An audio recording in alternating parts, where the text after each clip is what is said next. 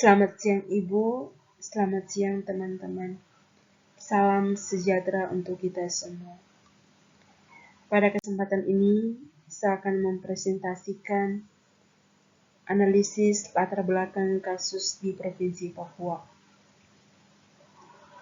Provinsi Papua memiliki latar belakang kompleks yang penuh dengan sejarah, konflik, dan isu sosial yang mempengaruhi kehidupan masyarakat Papua. Situasi di Provinsi Papua. Yang pertama, keanekaragaman alam, yaitu Provinsi Papua terkenal dengan keindahan alamnya yang meliputi pegunungan, hutan hujan tropis, dan pantai-pantai yang menakjubkan.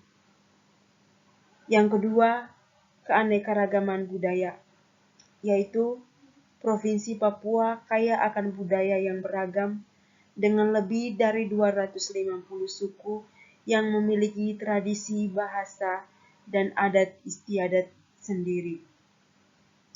Yang ketiga, infrastruktur terbatas, yaitu keterpencilan dan akses yang terbatas ke wilayah pendalaman menjadi kendala dalam pengembangan infrastruktur di Papua.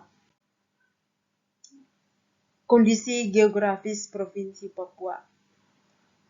Yang pertama, pegunungan tertinggi di Indonesia, yaitu Papua memiliki pegunungan tertinggi di Indonesia dengan puncak Gunung Jayawijaya yang mencapai 4.884 meter di atas permukaan laut. Yang kedua, pesisir yang panjang, yaitu Provinsi Papua memiliki garis pantai yang panjang mencakup Teluk Cendrawasih dan Teluk Bituni yang menyimpan keindahan luar biasa. Yang ketiga, hutan hujan tropis, yaitu hampir 80% wilayah Papua ditutupi oleh hutan hujan tropis yang kaya akan flora dan fauna endemik. Sejarah konflik di Papua. Yang pertama, penjajahan kolonial, yaitu Papua mengalami penjajahan kolonial oleh Belanda sejak abad ke-19 yang berdampak pada ketegangan etnis dan permasalahan tanah. Yang kedua, pengakuan kemerdekaan, yaitu pada 1961 Papua menyatakan kemerdekaannya sendiri dengan nama Negara Papua Barat. Namun pihak Indonesia tidak mengakui kemerdekaan tersebut. Yang ketiga, konflik bersenjata. Sejak tahun 1963, konflik bersenjata dan protes terus terjadi di Papua dengan klaim pelanggaran hak asasi manusia yang dilakukan oleh aparat keamanan Indonesia. Isu-isu sosial dan politik di Papua.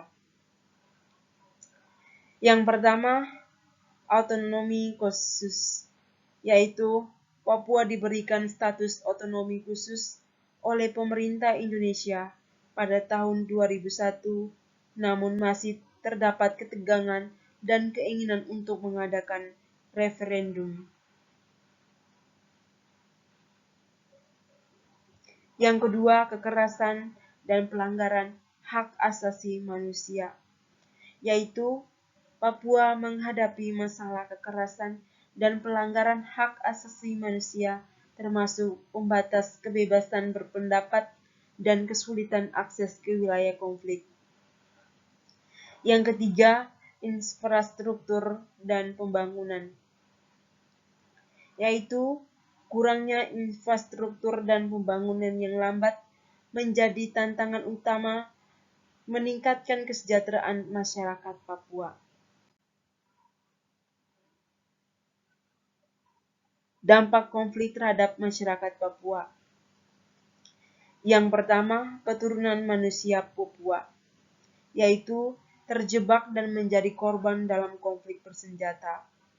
Yang kedua, pendidikan, yaitu peningkatan kesenjangan dalam akses pendidikan yang berkualitas. Yang ketiga, ekonomi. Terdapat hambatan dalam pengembangan ekonomi Papua yang berkelanjutan. Upaya penyelesaian konflik di Papua.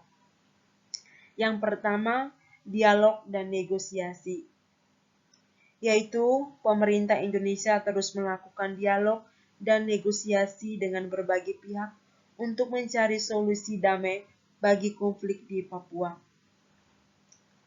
Yang kedua, rekonsiliasi dan memperkuat partisipasi, yaitu upaya rekonsiliasi antara pemerintah, masyarakat Papua, dan kelompok separatis bertujuan untuk memperkuat partisipasi dan membangun kepercayaan.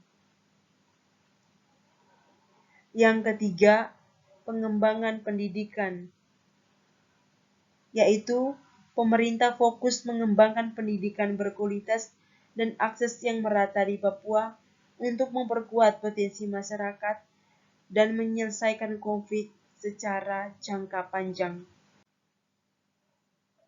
Kesimpulan, yaitu Provinsi Papua membutuhkan pendekatan yang holistik, melibatkan semua pihak yang terlibat, dan menyelesaikan konflik, dan memperkuat kesejahteraan bagian timur Indonesia.